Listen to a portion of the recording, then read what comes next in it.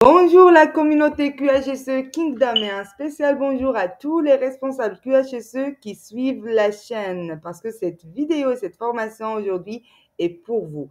Aujourd'hui, nous allons voir ensemble comment un responsable QHSE est audité le jour des audits internes et externes. Et maintenant, entrons rapidement dans le vif du sujet. Alors, dans la vidéo précédente, que je vais vous la laisser dans la description, nous avons vu sur le plan d'audit que le responsable QHSE sera audité le premier jour de l'audit entre 10h30 et 11h30 et le troisième jour de l'audit entre 9h et 10h. Et ceux-ci sont les sujets de l'audit que l'on va balayer un par un au cours de cette formation. Prêt? Poursuivons. Alors, pour le jour 1, entre 10h30 et 11h30, la partie auditée sera le point 4.4, système de management de la qualité et ses processus. 6.2, objectifs qualité et planification des actions pour les atteindre. 9.1, surveillance, mesure, analyse et évaluation. 7.5, information documentée, ça veut dire la maîtrise documentaire. 8.5.6, maîtrise des modifications.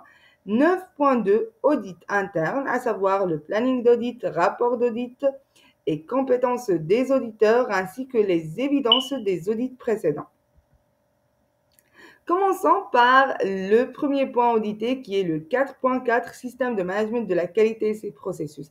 Et dans cette partie, comme toutes les autres parties auditées, l'auditeur, il va regarder avec vous en tant que responsable QHSE votre fiche processus. Ce que vous allez faire, c'est que vous allez lire la fiche processus en globalité, point par point. L'essentiel dans cette partie, comme je le dis et je le répète toujours, c'est que votre fiche processus soit vraiment conforme avec la réalité. Il faut qu'elle colle avec la réalité, qu'elle colle avec ce que vous faites réellement en tant que responsable QHSE dans le cadre de votre travail. Très bien, donc nous allons imaginer maintenant que le responsable QHSE est en train de lire sa fiche processus. Donc ici, nous avons le titre, la fiche processus management QHSE. Cette partie, elle est très intéressante. Il faut vraiment faire attention au code. Est-ce qu'il est correct? Le code du document, la version du document et la date. Ça, c'est la partie relative au management documentaire. Si vous entendez ce concept pour la première fois, je vous conseille de regarder la partie ou bien la vidéo relative à la gestion documentaire. Je vais vous la laisser dans la description. Parfait. Alors, ensuite, donc comme je vous l'ai dit, code, version et date, tous ces éléments doivent être précis sans aucune erreur parce que toute erreur que vous pouvez avoir dans cette partie peut impacter l'audit de votre procédure gestion documentaire. Ensuite, vous allez décrire la finalité du processus, ça veut dire l'objectif de votre processus management QHSE. Il faut vraiment être précis par rapport à ça. Ensuite, le pilote processus, c'est vous, le responsable QHSE, et votre processus fait partie des processus de management. Vous aurez à expliquer les éléments d'entrée de votre processus, ça veut dire les éléments de base à partir desquels vous allez aboutir aux résultats qui sont les éléments de sortie. Lorsque les éléments d'entrée sont des documents, il faut veiller vraiment à les codifier et également pour les éléments de sortie. Lorsqu'ils sont des documents, il faut veiller à les codifier correctement. Et bien sûr, vous allez détailler la principale activité de votre processus. Très bien. Ensuite, les ressources et moyens de votre processus, ce que vous utilisez dans le cadre de votre processus. Et puis, les documents associés au processus. Ensuite, pour la surveillance et mesure, vous allez détailler l'ensemble des KPI ou l'ensemble des indicateurs de performance que vous utilisez dans le cadre de vos processus. Comme vous pouvez le voir, la fiche processus n'a pas été renseignée parce que différemment des autres responsables QHSE, chaque responsable QHSE peut avoir son propre processus. Mais l'essentiel, c'est que durant la lecture de votre fiche processus, essayez de vérifier à l'avance si votre fiche processus colle avec la réalité et colle avec ce que vous faites réellement comme travail et ainsi avec le contenu général de votre système de management de la qualité. Maintenant, nous allons poursuivre avec la deuxième partie.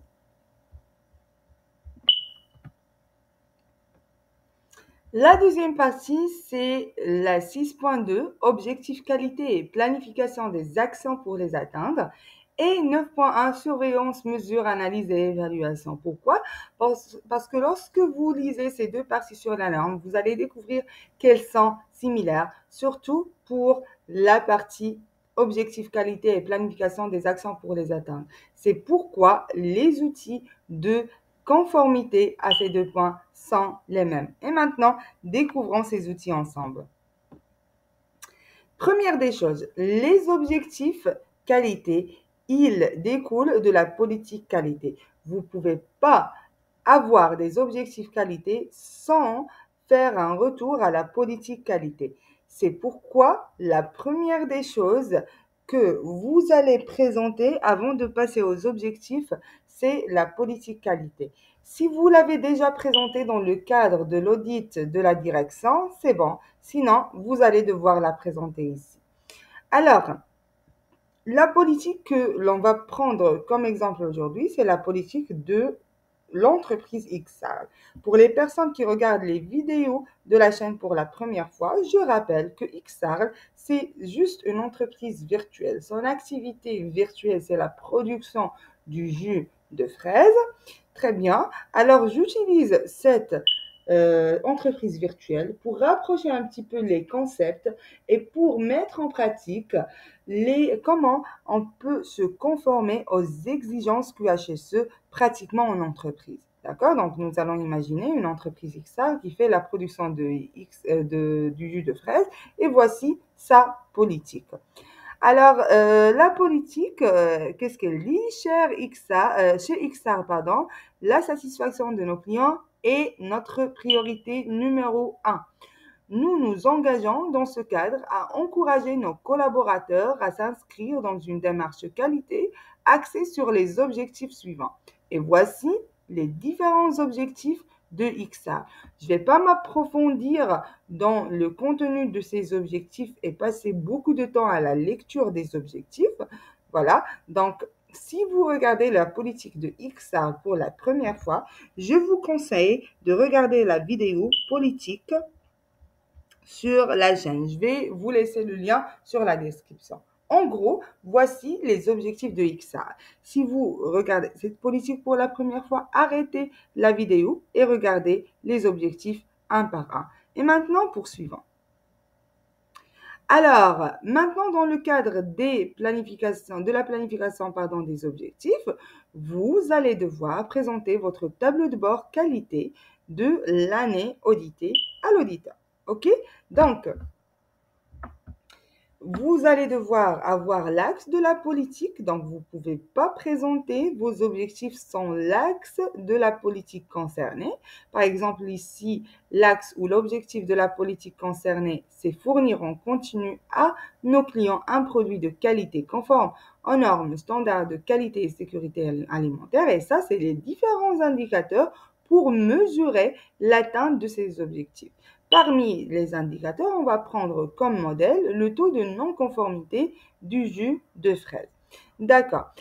Pendant cette formation, je vais toujours vous faire référer aux vidéos d'origine. Pourquoi? Parce que si vous n'avez pas regardé les vidéos d'origine, vous aurez une toute petite difficulté de la compréhension de ce que j'explique. Parce que cette vidéo, elle est établie en supposant que vous avez déjà les concepts de base qui concernent les exigences QHSE. Donc, si vous n'avez pas regardé cette vidéo ou si vous n'avez pas une idée sur l'établissement des objectifs qualité, je vous conseille de regarder la vidéo relative aux objectifs QHSE sur la chaîne et je vais vous la laisser en description. Maintenant, poursuivons. Mais cela n'empêche, vous pouvez poursuivre la vidéo avec moi. Mais cette vidéo, elle sera faite par échantillonnage, comme l'audit est fait par échantillonnage aussi. Très bien. Donc, l'indicateur que je vais prendre, c'est le taux de non-conformité du jus de fraise. Cet indicateur, il est calculé à fréquence mensuelle. La formule de calcul est celle-ci, d'accord? Il faut être très clair par rapport à la formule de calcul si elle existe, parce que parfois, l'indicateur de performance peut être uniquement un nombre. OK? Donc, la cible de cet indicateur est 6%. On va suivre l'indicateur au cours de l'année et voici les résultats des indicateurs. Avant l'audit, vérifiez que vous avez tous les résultats des indicateurs parce que le jour où vous allez montrer votre tableau de bord ou bien votre tableau de performance, il faut avoir tous les résultats. Sinon, si vous n'avez pas un résultat, ce sera un problème de suivi et ce sera une remarque si ce n'est pas une non-conformité pendant l'audit. Alors, comme vous pouvez le voir, pendant ces mois, tout est en vert, ça veut dire tout est nickel. Nous sommes dans la cible de 6%. D'accord? Donc, il faut être inférieur à 6% en termes de taux de non-conformité du jus de fraise. Sauf que pour le mois de juin et juillet, il y a un écart. C'est en orange. Il y a un écart. Et là, l'auditeur, il va vous poser la question. Ah, c'est très bien pour les premiers mois, c'est très bien aussi pour ces derniers mois de l'année, mais je voudrais bien comprendre pourquoi vous avez eu cet écart pendant les mois de juin et les mois de juillet. C'est facile. Si vous êtes prêt, vous serez prêt à la question. Vous allez uniquement sauter vers le plan d'action et lui montrer la cause racine par rapport à ce décalage. OK? Très bien. Maintenant, allons ensemble pour découvrir le plan d'action. Très bien. Alors, le plan d'action, il est là. Vous avez la date dans laquelle il y a eu une déviation de l'indicateur. L'indicateur qu'on a vu, c'est le taux de non-conformité du jus de fraise. Ici, on décrit le problème. Le taux de conformité du jus de fraise des mois de juin et juillet dépasse la cible qui est de 6%. C'est bien le problème décrit. Vous n'allez pas trop s'approfondir. Vous décrivez ce que vous avez. Et là, c'est la cause racine. C'est ce que vous pouvez présenter à l'auditeur. La cause racine, monsieur l'auditeur, pourquoi on a eu ce décalage? C'est parce que les contrôles laboratoires sont faussés à cause d'une machine non étalonnée. Ah, ok. Mais voilà, pourquoi cette machine n'a pas été étalonnée? Il va vous poser la question. Eh ben, la machine n'a pas été étalonnée parce que tout simplement, la personne responsable de l'étalonnage a oublié d'avertir le fournisseur. Ça, c'est une cause. Parce que le fournisseur a été en retard, même si on l'a averti. OK? Veillez, s'il vous plaît, dans la cause racine de déjà exercer les 5 pourquoi. Pourquoi? Parce que lorsque vous exercez les 5 pourquoi, vous serez prêt aux questions de l'auditeur. Voilà, les contrôles laboratoires sont faussés à cause d'une machine non étalonnée. Pourquoi cette machine n'a pas été étalonnée? Parce qu'on n'a pas averti le fournisseur à temps ou parce que même en avertissant le fournisseur à temps, il n'est pas venu étalonner la machine. Voilà, de préférence, ok? De préférence, listez les différentes causes racines et faites les 5 pourquoi pour aboutir à la cause racine de base. Parce que l'auditeur, c'est une personne qui ne cesse pas de poser la question jusqu'à ce qu'il trouve les origines des choses. Donc, vaut mieux être prêt. Et ici, vous allez lui présenter les actions que vous avez fait pour remédier à ça, parce qu'un problème nécessite des actions. Si vous laissez ce décalage sans action, c'est un grand souci pendant l'audit. Donc, l'action corrective par rapport à ça, c'est l'étalonnage de la machine non étalonnée. C'est normal. Donc, nous avons une machine non étalonnée, elle nécessite être étalonnée. Et puis, l'action préventive, c'est la création d'un système d'alerte pour l'étalonnage des équipements. Ici, on a supposé que c'est la faute à la personne responsable de l'étalonnage des équipements qui n'a pas eu une base de données correcte et développée qui va l'avertir en cas de retard d'étalonnage d'équipement. OK? Alors, le responsable, puis le délai et puis le statut de l'action. C'est très important de repérer et de montrer le statut de l'action dans le plan d'action pour que l'auditeur soit sûr si l'action a été clôturée ou pas. Très bien. C'est parfait. Par rapport à ce plan d'action, peut-être l'auditeur, il aura une remarque sur les causes racines parce que il faut vraiment enchaîner dans les causes racines jusqu'à ce que vous êtes sur la cause racine principale. La cause racine principale ici, c'est que le responsable, le responsable de l'étalonnage des équipements a oublié de demander l'étalonnage de l'équipement du fournisseur. Pourquoi il a oublié? Parce qu'il n'a pas un système d'alerte, ok? Et puis, vous vous lancez dans les actions préventives. L'auditeur, il peut dire que les causes racines ne sont pas assez profondes dans une piste d'amélioration. Pas une non-conformité, mais une piste d'amélioration que vous pouvez améliorer. Ok, poursuivons.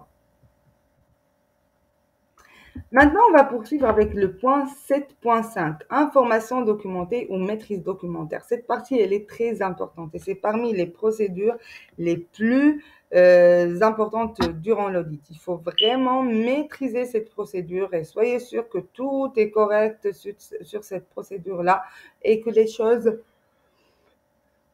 excusez-moi, sont bien cernées et bien précises. D'accord? Alors, il va regarder la procédure de maîtrise documentaire qui doit comprendre en général les types des documents, à savoir les types de documents en général. On peut avoir des politiques, des processus, des procédures, des instructions, manuels, formulaires, enregistrements, inventaires. Puis, les documents maîtrisés, ça veut dire les documents établis en interne et les documents externes, ainsi que ceux dont la maîtrise est exigée par les normes standards internationales. Les documents non maîtrisés, on peut avoir quelques documents non maîtrisés comme, excusez-moi, quelques documents non maîtrisés comme des documents qui ne sont pas dont la non-maîtrise ne présentera pas un impact sur le client et n'induira ni l'entreprise ni le client en erreur. Ça, c'est le contenu de la procédure maîtrise documentaire. Comment se fait la maîtrise des documents en interne? Donc, la procédure, elle doit contenir ça. Puis, elle doit contenir comment se fait, elle doit contenir en gros la procédure de maîtrise des documents internes. Premièrement, l'émission des documents, l'élaboration, l'approbation et la révision des documents, codification et mise à jour des documents, diffusion des documents, mise à jour de la liste des documents, archivage, destruction. Alors, je rappelle que cette vidéo n'est pas là pour expliquer chaque point à part. Cette vidéo est là en supposant que vous avez déjà regardé les vidéos précédentes sur la chaîne qui expliquent en détail point par point. Par exemple, pour la maîtrise documentaire, tous ces points, vous allez les trouver sur la vidéo de maîtrise documentaire. On est là pour voir comment l'audit se passe. Donc, premièrement, on a dit qu'il faut avoir votre procédure de maîtrise documentaire. Si vous n'avez pas cette procédure, ce sera directement une non-conformité au cours de l'audit. Très bien. Et ça, c'est le contenu de la procédure maîtrise documentaire. Et puis, la maîtrise des documents externes aussi. Parce qu'en entreprise, nous avons des documents internes et des documents externes. Il faut aussi expliquer comment les documents externes sont managés. Maintenant, l'auditeur, il va aller dans la partie pratique. Par exemple, il va vous demander un document ou bien au cours de l'audit d'un document, il doit vérifier son identification. Il va vérifier le code, la version et la date. Il va les prendre et les noter sur une feuille à part. D'accord? Par exemple, pour le document enjeu externe de XAV, par exemple, il va prendre le titre, il va tout prendre. Il va prendre le titre, il va écrire enjeu externe de XSAVL et il va noter le code. Son code est FR SMQ 002 et puis sa version 1 et puis la date 28/5/2023. D'accord? Il va les prendre et les laisser à part pour pouvoir vérifier par la suite. Et je vais vous montrer comment il va vérifier ça par la suite. Par la suite, il va regarder la liste des documents et vous pouvez avoir en tant que responsable QHSE votre liste des documents. Cette liste des documents, il faut être sûr que toutes ces colonnes sont très bien renseignées et qu'il n'y a pas d'erreur, qu'il n'y a pas de contradiction entre la liste des documents et les documents eux-mêmes en matière de codification, en matière de mise à jour. Tout doit être nickel. Très bien. Alors là, c'est la liste des documents. Rappelez-vous de la note qu'on a prise par rapport aux documents en jeu externe, ok, de XR. Voilà. Qu'est-ce qu'il va faire l'auditeur? Il va aller ici sur votre liste des documents. Il va regarder. Ah oui, le document que je viens de voir, c'est en jeu externe de XR. Voici le titre. Ah, le code, c'est FRSMQ002. Exactement, c'est bien le code que j'ai noté. Ça, c'est très bien. Et puis, voilà, l'emplacement, il va regarder l'emplacement et peut-être il va vérifier l'emplacement avec vous. L'emplacement de ce document, c'est ordinateur du responsable QHSE, dossier OneDrive. Il va voir est-ce que effectivement vous le stockez dans le dossier OneDrive. Version 1, ah très bien, oui, c'est bien la version 1 que j'ai notée. La date, c'est le 28/5/2023. Parfait. Alors, ce responsable QHSE, il a tous les éléments qui sont précis et corrects. Il n'y a pas de problème dans la note que j'ai prise par rapport à la codification de ce document. Alors, fréquence de revue, c'est une fréquence annuelle, d'accord? Je vais vérifier est-ce qu'effectivement il revoit ce document annuellement. Comment je vais le vérifier? Je vais vous le montrer par la suite. Alors, notez la fréquence annuelle. Ah oui, alors ce document, vous le vérifiez à fréquence annuelle. Très bien, c'est noté. Indexage, alors le document il est indexé code, nom du document et année. Très bien. Alors, lorsqu'on parle indexage, c'est pendant l'archivage, d'accord? Pendant l'archivage, lorsqu'on archive le document, on le nomme ainsi, code, nom du document et année du document, ok? Accès et confidentialité. Alors, responsable QHSE et directeur général en lecture et écriture. C'est uniquement le responsable QHSE et directeur général en lecture et écriture. Très bien. Alors, pour cette partie indexage, lorsque je vais regarder la partie archivage, moi, en tant qu'auditeur, je vais regarder est-ce que effectivement le document, il est indexé code, nom, plus année. Et puis, en tant qu'auditeur, je vais regarder est-ce que effectivement il n'y a que le responsable QHSE et le DG qui ont accès en lecture et écriture à ce document. Et puis le classement, où est-ce qu'il est classé? Il est classé dans le classeur, dans l'ordinateur du responsable QHSE. Très bien. Archivage, c'est dans l'ordinateur du responsable QHSE. Donc, alors là, il va pouvoir vérifier l'indexage. Il va aller sur l'ordinateur du responsable QHSE et il va voir comment ce document est enregistré et comment il est même archivé. Il doit être enregistré en nom, code, nom, année. Si ce n'est pas le cas, ça va être un grand problème. Ok, ce sera une non-conformité par rapport à votre procédure documentaire. Très bien. Ensuite, le délai de conservation, il est conservé en permanence. Ça, ce n'est pas un problème. Il n'y a rien à vérifier parce qu'en permanence, l'emplacement, là où le fichier est conservé, c'est le même emplacement. Et l'élimination, pas d'élimination. On n'élimine pas ce document. OK? Si par exemple, le document va être éliminé, là, il va vérifier les durées d'élimination, les modalités d'élimination, etc. Très bien. Donc, la partie indexage, c'est vérifié. Et ça, c'est bien. Et puis, la partie accès. Comment il va pouvoir vérifier la partie accès? Alors, la partie accès, si jamais il va voir ce document chez une personne d'autre, par exemple chez le responsable logistique, on va dire, qui peut le modifier ou qui peut le lire. Ça, c'est un grand problème. Vous serez en non-conformité par rapport à la procédure documentaire. OK? Alors, parfait. Maintenant, là, c'est là où on va vérifier la fréquence de mise à jour annuelle de notre document. Alors là, c'est la partie maîtrise des modifications. Lorsqu'on dit maîtrise des modifications, c'est de là qu'on parle. On parle que chaque document doit avoir son historique. OK? À la fin du document, vous devez avoir l'historique. Alors là, vous avez le code du document, la version, lorsque vous faites une modification, la version change. Là, c'est la version 1, là, c'est la version 2.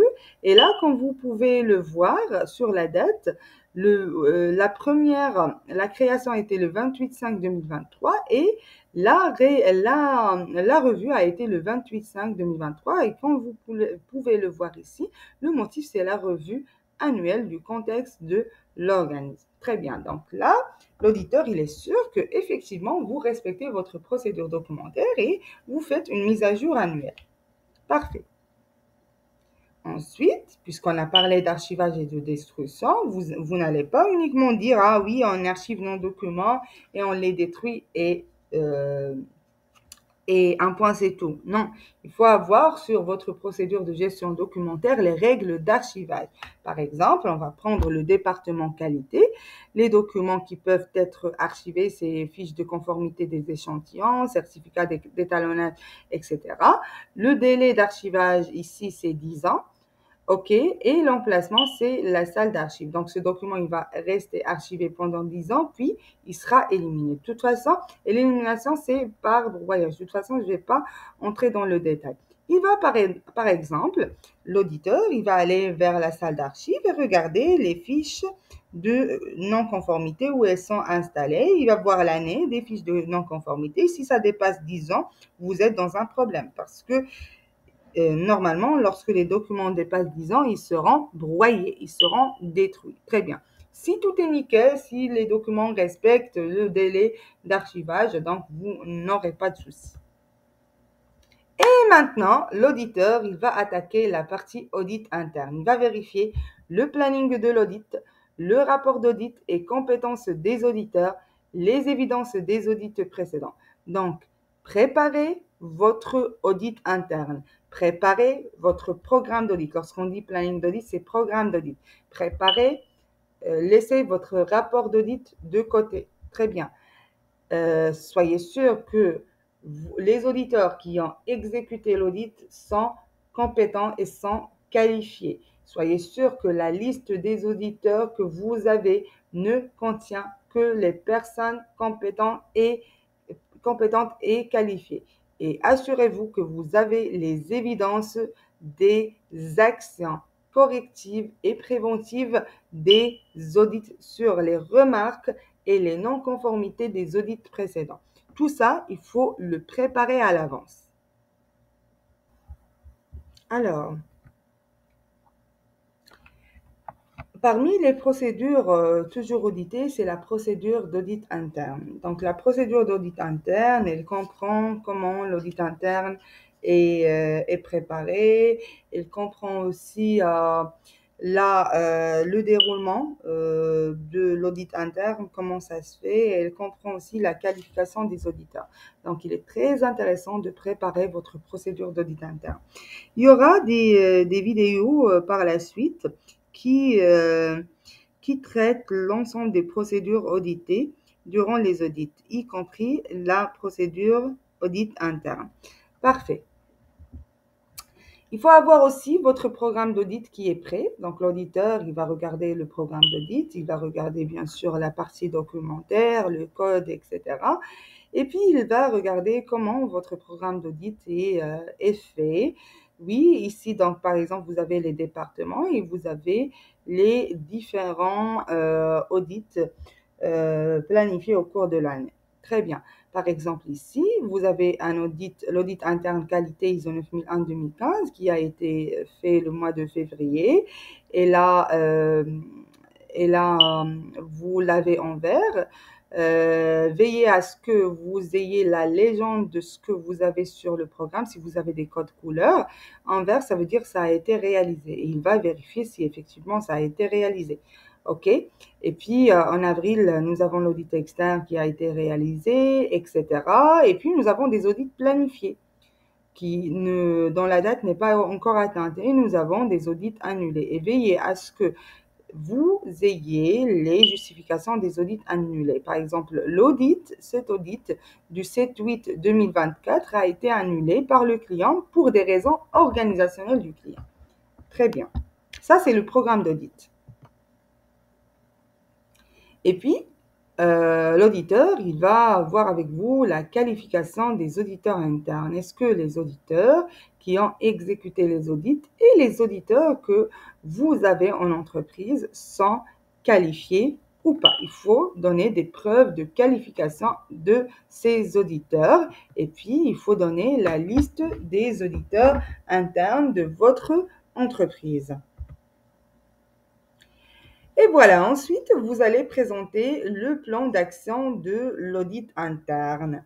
Très bien. Alors, le plan d'action de l'audit interne, donc vous allez le faire selon les types des non-conformités que vous avez eues et des remarques. Alors, vous aurez un plan d'action de non-conformité majeure. Il faut avoir les causes racines, le type de l'action, est-ce qu'elle est corrective ou préventive, la description de l'action, le responsable, le délai, le statut, est-ce que c'est efficace ou pas, et raison d'efficacité. Voilà. Donc, si vous voulez avoir une idée comment le traitement des non-conformités de l'audit peut être fait, vous pouvez voir la vidéo relative au traitement des non-conformités sur la chaîne. OK? Donc, en gros, vous allez présenter un plan d'action comme suit, selon ce qui a été noté lors de l'audit. Puis, les non-conformités mineures, excusez-moi, ici c'est mineur, ça se fait de la même chose. Et puis, les opportunités d'amélioration, ça se fait comme suit. Donc, ne dites pas que c'était uniquement des opportunités d'amélioration, ils ne nécessitent pas d'action parce que si vous avez eu des opportunités d'amélioration durant l'audit interne et que vous ne les avez pas traitées, pendant l'audit interne suivant, interne, pas externe, ils seront notés comme non-conformité mineure. Voilà. Donc, poursuivant. Vous allez présenter votre plan d'action, OK? Et chaque action doit avoir une évidence. Donc, vous n'allez pas dire on a fait ça sans évidence, OK? Donc là, pendant l'audit interne, cette partie ne se fait pas par échantillonnage. Donc, faites attention. Il va prendre toutes les actions, action par action, et vérifier est-ce qu'elles sont toutes clôturées avec les évidences nécessaires. Et voilà, donc après vérification des évidences de l'audit, etc., maintenant, nous avons le jour 3 de l'audit. Comme nous l'avons vu dans la vidéo précédente sur le plan d'audit, le jour 3 entre 9h et 10h sera traité. 6.3, planification des modifications. 7.1.6, les connaissances organisationnelles. 7.3, sensibilisation. 7.4, communication. 8.5.3, propriété des clients ou des prestataires externes. 10.2, non-conformité et actions correctives, y compris les réclamations. Et 10.3, amélioration continue.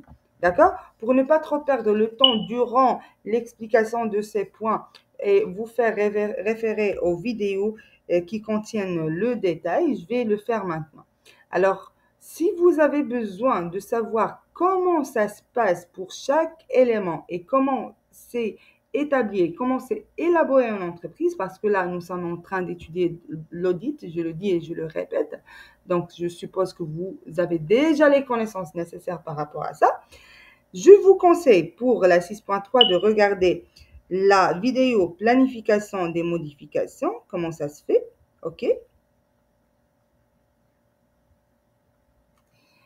Et puis, connaissances organisationnelles aussi. Regardez la vidéo qui explique les connaissances organisationnelles de A à Z.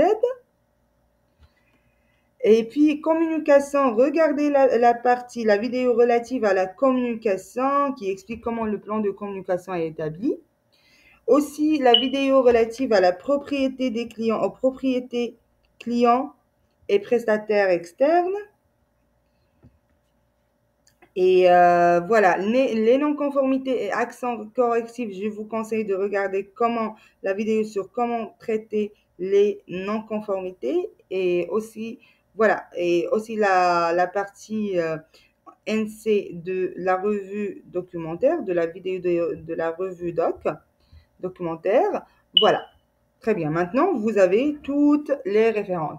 Supposons que vous avez déjà vu ça et que vous connaissez déjà tous ces concepts, nous allons poursuivre, d'accord?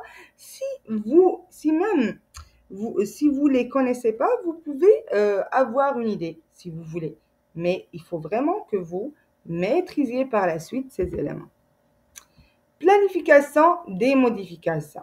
Lorsqu'on dit planification des modifications, ne la confondez pas avec maîtrise des modifications parce que c'est tout à fait différent. Pourquoi? Parce que maîtrise des modifications concerne la maîtrise documentaire et ce que l'on vient de voir par rapport aux mises à jour d'un document. Et la planification des modifications, c'est autre chose. Ça concerne la planification du changement à l'avance. Lorsque nous avons un changement qui va avoir lieu dans l'entreprise, il faut le planifier à l'avance. Et comment? Vous allez présenter à l'auditeur ce tableau pour les différents changements qui ont eu lieu dans votre entreprise. Voilà. Vous aurez ce qu'on appelle fiche de gestion des modifications. Donc, quelle est la modification ou le changement qui a eu lieu dans l'entreprise? Donc, vous aurez rajout, par exemple ici, d'une ligne de la glace de fraise. Voilà. Puis, vous allez décrire le délai de l'action, l'objectif, les conséquences, les changements à apporter au système de management de la qualité, disponibilité de ressources et attribution, réattribution des responsabilités et autorités. Voilà, c'est la forme générale de fiche de gestion des modifications qui répond à la norme ISO 9001-2015. Regardez la vidéo qui concerne la planification des modifications en détail. Voilà, donc le résultat est l'outil avec lequel vous allez mettre en place la planification des modifications, c'est ce tableau. L'auditeur, lorsqu'il va lire ça, ah oui, très bien, donc vous avez fait un rajout de la ligne de glace de fraise. Le délai, c'est le 13/8/2023, très bien. Et vous connaissez déjà l'objectif, ça c'est parfait. Voilà, donc vous avez ici les changements à apporter au système de management de la qualité. Mise à jour du processus production. S'il vous plaît, montrez-moi le processus production. La partie mise à jour. Ah oui, effectivement, vous l'avez mis à jour. Très bien. Montrez-moi les éléments qui ont été mis à jour sur le processus. Oui, monsieur l'auditeur, ça. Parfait. Le deuxième cas, négatif. Nécessité de mettre à jour le processus de production. Oui, montrez-moi s'il vous plaît votre processus de production. Est-ce que vous l'avez mis à jour? Vérifiant la maîtrise documentaire, l'historique du document. Ah, je ne vois pas que vous l'avez mis à jour. Qu'est-ce qui s'est passé? Pourquoi vous ne l'avez pas mis à jour? Ah, ça, c'est un problème.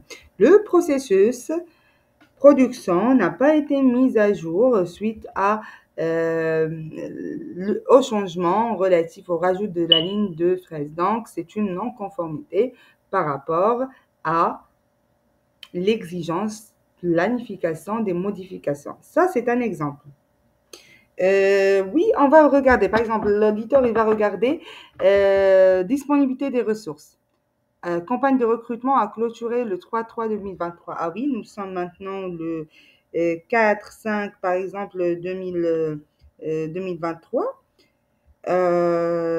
Montrez-moi les profils que vous avez recrutés. Oui, nous avons recruté ce profil et ce profil et ce profil. Dans le cadre de quoi?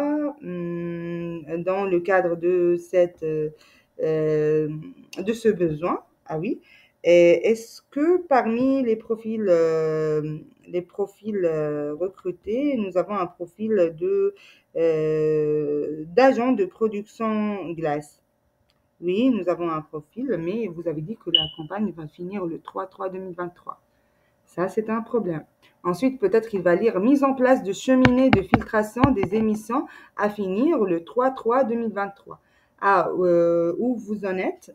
Est-ce que les cheminées sont installées? Nous sommes maintenant Nous sommes aujourd'hui le 4/5/2023. Et oui, si tout est installé, ça veut dire que le délai de disponibilité des ressources est respecté. Sinon, ce sera un problème. OK? Ensuite, peut-être il va lire attribution des responsabilités et autorités, pardon. Donc, ici, le responsable de la production du jus deviendra responsable de cette nouvelle ligne aussi. Très bien, ça c'est parfait. Montrez-moi sa fiche de poste. Est-ce que ça contient cette responsabilité ou pas? Ça contient cette responsabilité, parfait. Est-ce qu'il a signé la mise à jour de la fiche de poste? Il l'a signé, c'est parfait. Est-ce qu'il a signé? Non, il n'a pas signé. Ça, c'est un problème.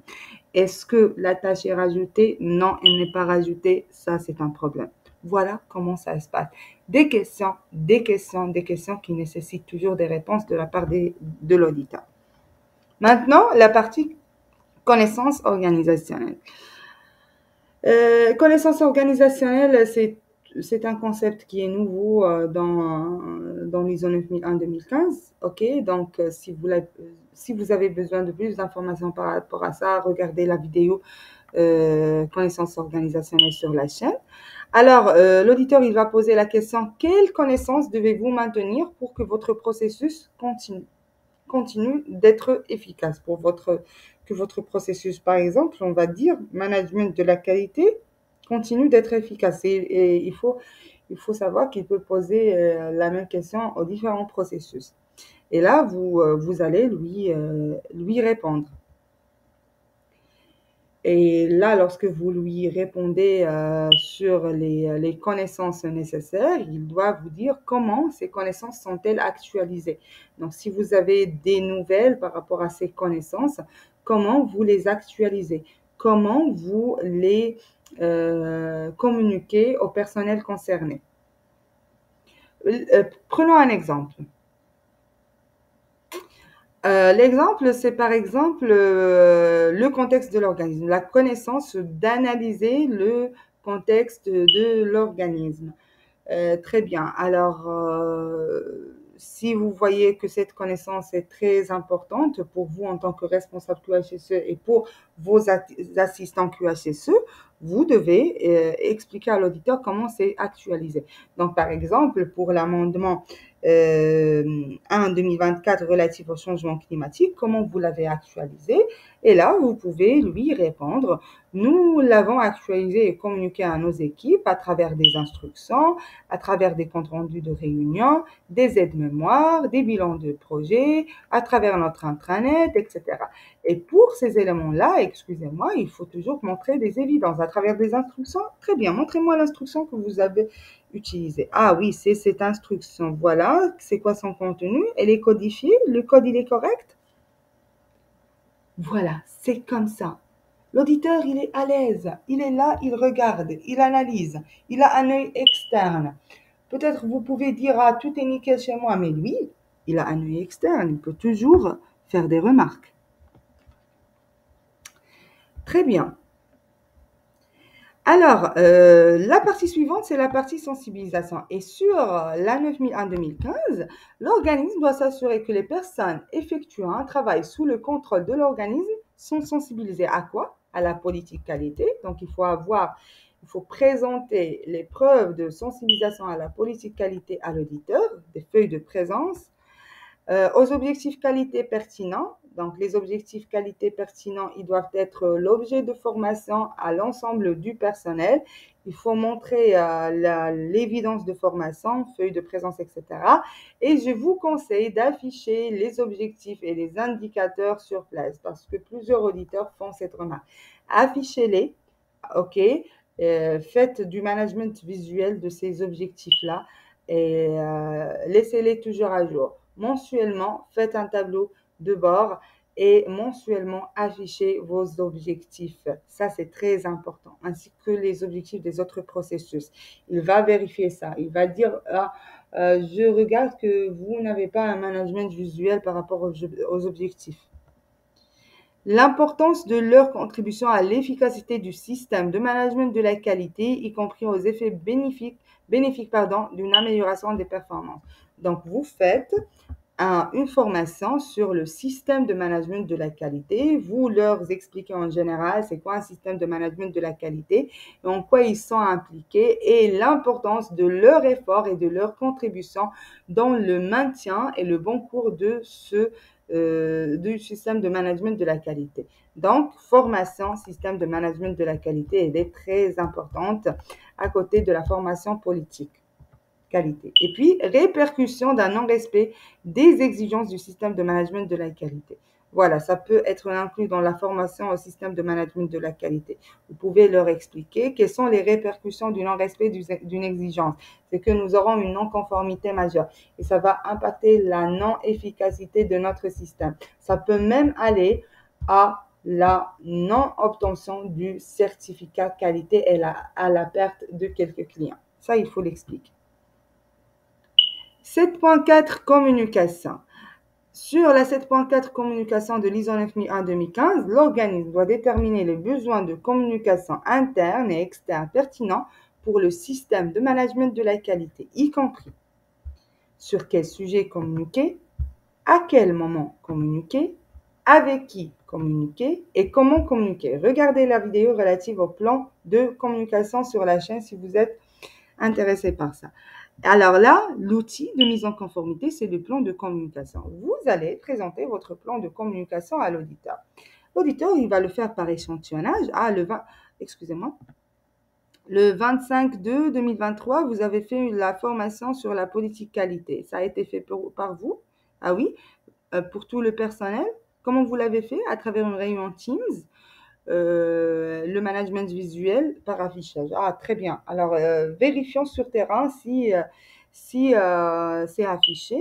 Oui, effectivement, c'est affiché. Si ce n'est pas affiché, ça va être un gros souci. Ah, vous avez fait une réunion Teams, s'il vous plaît, donnez-moi les rapports de présence Teams pour voir si tout le monde a été présent ou pas. Voilà. Ah, vous avez fait une formation le 6/1/2023 sur les résultats de l'enquête satisfaction client. Et c'était fait par vous? Très bien. L'audience était les managers des départements. Tous les managers? Oui, tous les managers. Très bien. Alors, le moyen de communication, c'était une réunion en présentiel. J'aurais besoin, s'il vous plaît, de la fiche de présence. Voilà. C'est comme ça. Quel support vous avez utilisé? C'est ce support, etc. 8.5.3 Propriété des clients ou des prestataires externes. Alors, regardez la vidéo relative aux propriétés clients et des prestataires externes sur la chaîne. Premièrement, vous devez identifier les propriétés des clients et des prestataires externes. L'idée, c'est que parfois les clients et les prestataires externes laissent leurs propriétés chez vous dans l'entreprise pour un besoin ou un autre, soit des matériaux, soit des équipements, soit des documents. Voilà. Comment vous devez agir avec ces propriétés? Premièrement, il faut identifier ces propriétés par des étiquettes et les stocker dans des endroits adéquats. Il faut avoir une liste des propriétés clients. L'auditeur, il va vous demander la liste des propriétés clients. Donc, ayez cette liste de propriétés clients prête, codifiée, etc. Ensuite,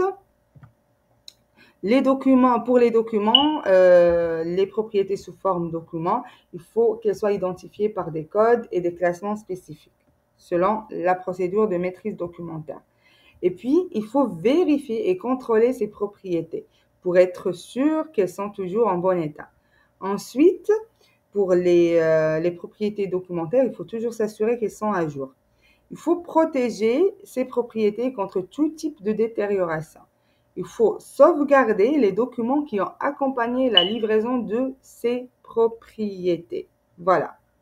Et si jamais la propriété du client ou d'un prestataire externe est perdue, endommagée ou jugée malgré ce que vous faites, parce qu'on n'est pas parfait, parfois l'erreur est humaine, endommagé ou jugé impropre à l'utilisation, l'organisme doit le notifier au client ou au prestataire externe et conserver des informations documentées sur ce qui est produit. Donc, il peut envoyer des vidéos, des photos sur l'endommagement exécuté et si jamais il y a des informations documentées à remplir sur la panne ou la détérioration, il doit les remplir et les conserver. Maintenant, le point non-conformité et actions correctives, y compris les réclamations.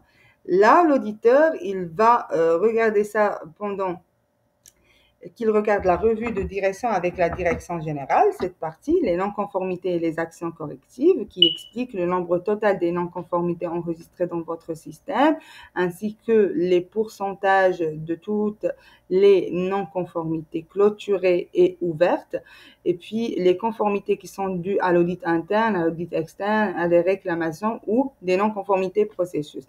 Et si vous avez des non-conformités ouvertes, parce que là, il y a un pourcentage de non-conformités ouvertes, il faut vraiment les traiter. OK. Alors là, par exemple, pour cette non-conformité, 13% du total de la production par semaine contient des morceaux de fraises non mixés. Et l'auditeur, il va analyser avec vous cette non-conformité, avec la cause, l'action, le responsable, etc. Ça, c'est un point. OK? L'autre point, pour la réclamation, il va regarder les fiches de traitement des réclamations. Il va déjà vous poser la question, combien de réclamations vous avez reçues cette année? Alors là, par exemple, non-conformité due à une réclamation. Très bien. Alors, montrez-moi, s'il vous plaît, la fiche de traitement de réclamation de cette réclamation. Très bien, oui, la fiche, elle est codifiée, c'est parfait. La date, elle est là. Quel est le client concerné? C'est celui-ci. L'objet de la réclamation, c'était que la commande du 5/5/2024 contient des bouteilles mal emballées et non hermétiquement fermées. Ah, d'accord. Donc, pour cette partie traitement des réclamations, regardez la vidéo relative au traitement de réclamations sur la chaîne si vous êtes intéressé par le détail. OK. Est-ce que la réclamation est fondée ou non fondée? Elle est fondée. OK. Pourquoi vous considérez que cette réclamation est fondée? Parce que tout est clair, tout est évident. Nous pouvons voir effectivement que les bouteilles sont mal emballées. Canal de réclamation. Donc, le client, il a fait par mail, il a envoyé des photos des bouteilles mal emballées et non hermétiquement fermées. C'est pourquoi la réclamation est fondée. Qui a reçu la réclamation? C'est Madame B. Oui, par mail. Montrez-moi le mail où vous avez reçu la réclamation. La fonction, c'est ça. Quel était le retour au client? La date du retour, c'est le jour même. C'est très bien. Ça montre que vous êtes réactif aux réclamations clients. La réponse est que le client a été répondu par mail, le rassurant que cette commande sera remboursée et que le service production veillera à ce que le désagrément ne se reproduise plus prochainement. Très bien, montrez-moi cet email. Je le regarde. Oui, il est envoyé à la date même. Et maintenant, le traitement de la réclamation. Qui a traité la réclamation? C'est Madame X. L'action immédiate, c'est rembourser le client X en dédommagement sur la commande défectueuse. Est-ce que le client a été remboursé? Montrez-moi les preuves financières, un chèque ou un virement. Il vérifie le délai aussi sur le chèque ou le virement. Est-ce que ça a été efficace? Oui, satisfaction à travers le questionnaire post-réclamation. Ah, il a répondu au questionnaire post-réclamation. S'il vous plaît, je vais regarder ce questionnaire post-réclamation du client. Pouvez-vous me le montrer? Et il va vérifier. Ensuite, pour l'amélioration continue, voilà pourquoi cette réclamation a été faite. Quelle était la cause racine? C'est que l'opérateur permanent de la machine d'emballage étant absent, il a été remplacé vu l'urgence par un nouvel opérateur qui a mal réglé les paramètres de la machine. Ah oui, c'est ça la cause. Très bien, semble une cause logique. Quelles étaient les actions préventives que vous avez mises en place? Première des choses, monsieur l'auditeur, nous avons revu les matrices de polyvalence et de compétences du service de production. Elles ont été revues par le responsable RH. Monsieur le responsable RH, s'il vous plaît, montrez-moi ce que vous avez fait sur les matrices de polyvalence et de compétences. Montrez-moi la maîtrise des modifications sur l'historique du document. Montrez-moi, s'il vous plaît, les différentes modifications que vous avez faites par rapport à ça. Et revoir la procédure de suppléance. S'il vous plaît, monsieur le responsable RH, j'aurais besoin de jeter un coup d'œil sur la procédure de suppléance.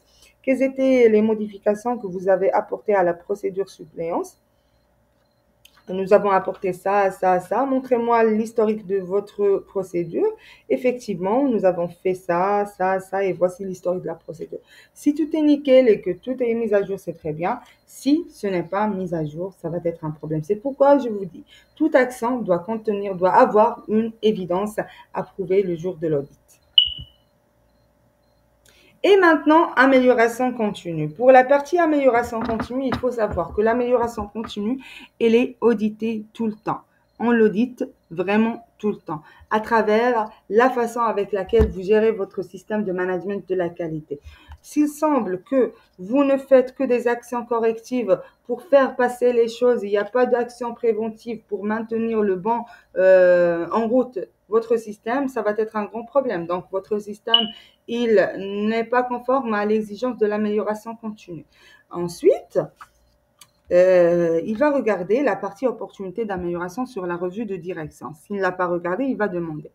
Alors, opportunité d'amélioration, par exemple ici, vous avez fait l'acquisition d'un logiciel de gestion documentaire afin d'accélérer la codification et l'approbation du document. Ah, très bien. Donc, quel est l'action proposé? C'est chercher des prestataires de logiciels de gestion documentaire. Est-ce que vous avez fait ça, monsieur les responsables achats? Oui. Montrez-moi les évidences. Comment vous faites cette recherche? Comment vous faites la présélection? Ah oui, on fait ça, on fait ça. Montrez-moi ça sur votre procédure achat. Il peut même reporter ça jusqu'à ce qu'il audite le responsable achat. Et le délai, est-ce qu'il est respecté ou pas? Et même chose pour l'action suivante. Alors, mes chers responsables QHSE, la formation a touché à sa fin. Je vous remercie pour le suivi de cette formation. J'espère qu'elle vous a été bénéfique et qu'elle va vous aider dans le bon déroulement de votre audit. Si vous avez des questions, n'hésitez pas de les laisser en commentaire. Vos réactions, elles sont très intéressantes pour moi. Elles m'encouragent si elles sont positives à travers un like. Si vos réactions sont négatives, elles m'encouragent aussi à faire plus d'efforts pour vous donner un contenu qui répond à vos besoins. Et restez en bonne santé, exercez la QHSE avec patience et à très prochainement.